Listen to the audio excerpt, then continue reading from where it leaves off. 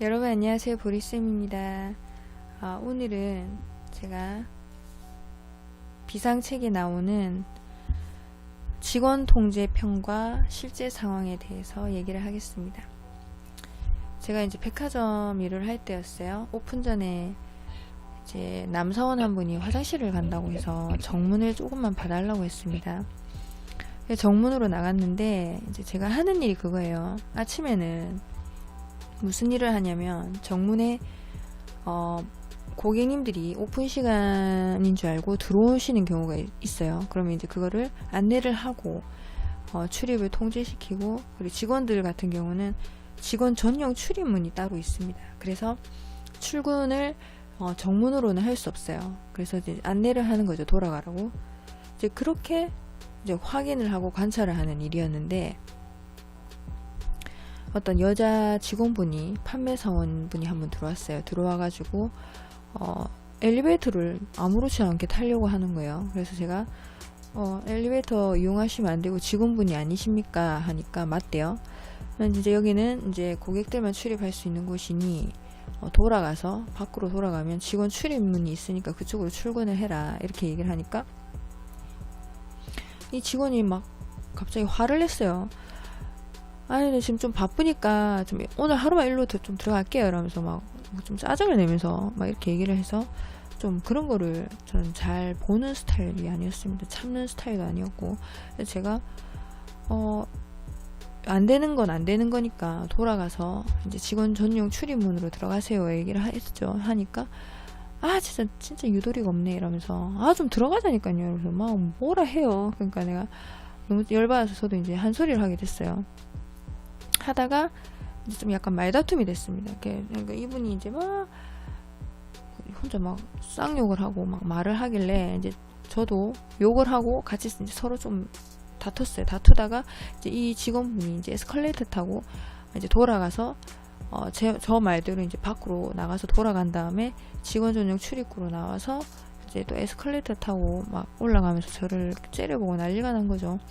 그래서 저는 이제 원체 그런 사람이 많았고 그냥 그러려니 하고 넘어갔는데, 문제는 이때부터였어요. 이분이 옷을 갈아입고 이제 다시 또 옵니다. 와가지고 저를 찾았어요. 저는 이제 보안실 그 사무실 안에 있었는데 이제 아까 여기 있던 여사원 어디 있냐고 해서 이제 보안실로 안내를 하니까 이분이 저한테 할 얘기가 있으니 좀 얘기 좀 하자고 하더라고요. 좀 한 대 칠 것 같았어요. 그래서 저는 뭐 밖에 나가서 얘기를 하자, 이렇게 말을 하길래 여기서 얘기해도 되는데 왜 밖에 나가자면서 이렇게 나갔어요. 진짜 뭐 싸우면 싸울 생각도 있었어요. 너무 화가 났었기 때문에 그때.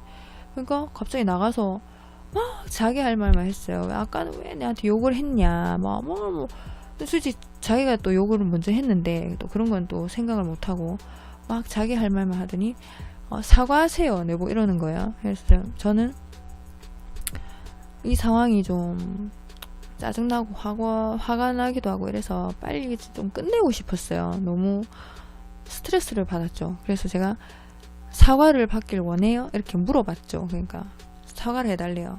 그래서 좀 비아냥거리면서 좀 비꼬면서 얘기를 했습니다.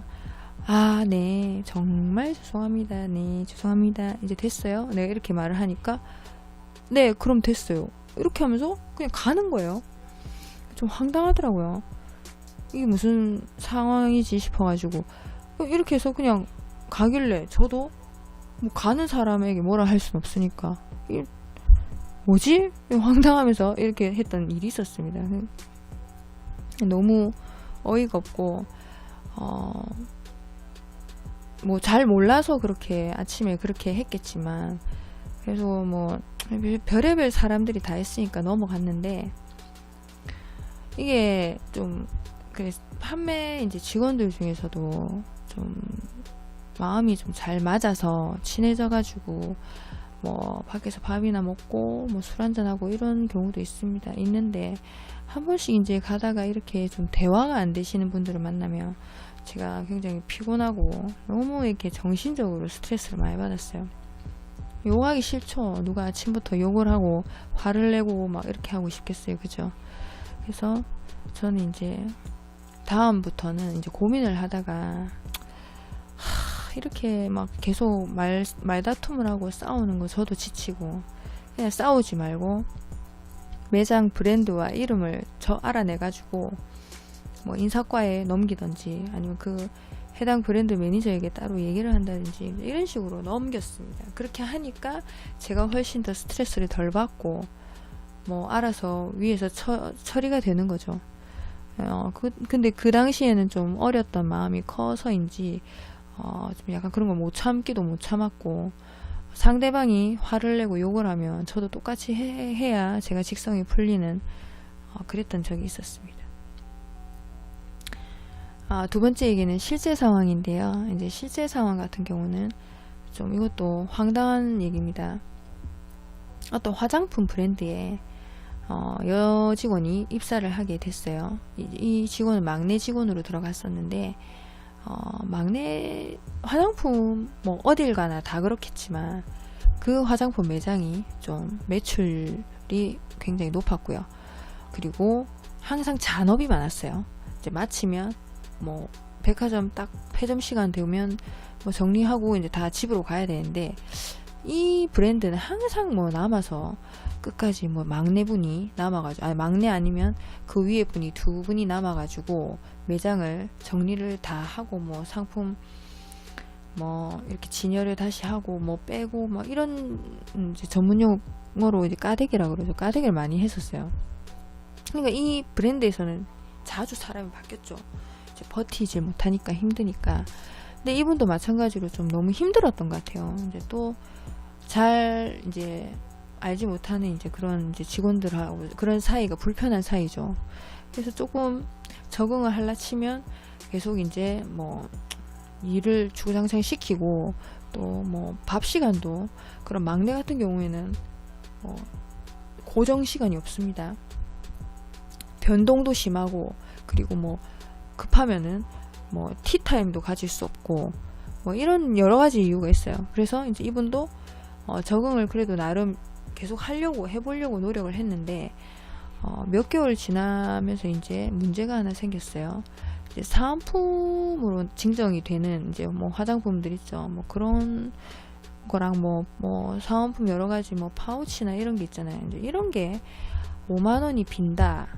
뭐 5만 원 가량의 그런 금액이 물품이 빈다. 이제 이런 식으로 말이 나와가지고 제일 이제 의심을 받는 분이 그분이 된 거예요. 이제 어떻게 뭐 확실한 물증은 없지만 이분이 항상 늦게 남아서 일을 했었고 진열을 하고 가고 이랬으니까 당연히 이제 매니저는 그렇게 생각했던 것 같아요. 그래서 의심을 하다가 결국은 이분이 그만두게 됐어요. 이제 그런 오해를 받기도 받았고 이제 나가라는 식으로 해서 그만두게 됩니다.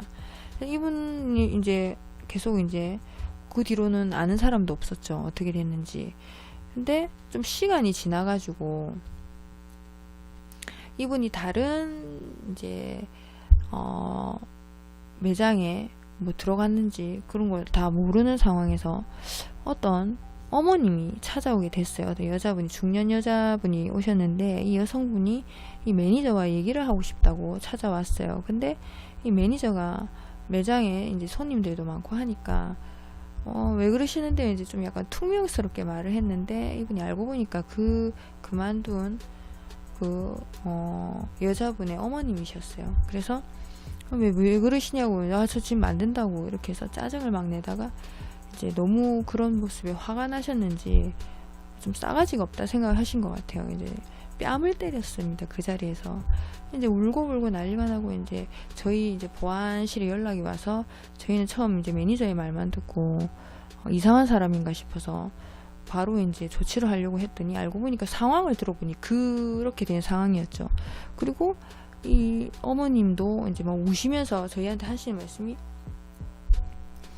얘가 이렇게 해서 우리 딸이 지금 인생을 그렇게 망친 거나 마찬가지인데 더 문제는 뭐냐면 화장품 쪽으로 계속 자기가 일을 하고 싶어서 들어가기 힘들다는 모 브랜드에 들어가려고 열심히 공부를 했다고 합니다. 그래서 이제 화장품 어렵게 이제 그게 이제 수입 브랜드였어요. 거기에 이제 들어가게 되는데 좀 적응을 하려고 했더니 이제 좀 출근하기 얼마 전이었죠. 갑자기 그 회사 그 담당한테 연락이 와가지고 입사가 취소가 됐다고 합니다. 그래서 이게 무슨 일인가요? 물어보니까 알고 보니까 이게 소문이 백화점 쪽에는 빠르죠. 그 화장품 쪽에서도 돌고 도는 게 소문이었는데 그 매니저가 이제 그 여자분이 거기 입사한다는 걸 알고 어떻게 그런 애를 입사를 시킬 수 있냐, 전에 우리 매장에서 이런 일이 있었는데 하고 다 얘기를 한 거죠. 그러니까 이분은 이제 좀 찝찝했던 거예요. 그 담당자는. 그래 놓으니까 이제 아예 입사를 못 시키게 이렇게 막았던 일이 있었습니다. 그래서 그 여자분은 거의 폐인이 됐죠. 그래서 이제 그 모습이 너무 안타까워서 어머님이 찾아오게 된 그런 케이스였거든요.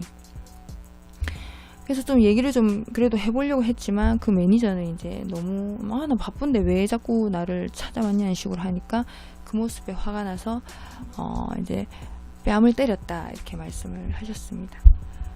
참 사람의 인생이라는 거는 정말 어떻게 될지 모르는 것 같습니다.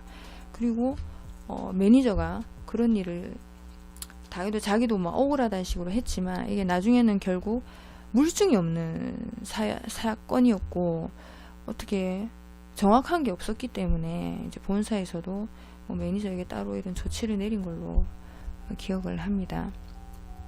하지만 그 딸은 그 여사원분은 인생을 어떻게 망친 거나 다름없었죠. 꿈을 잃은 거나 그런 상황이 됐습니다. 그러니까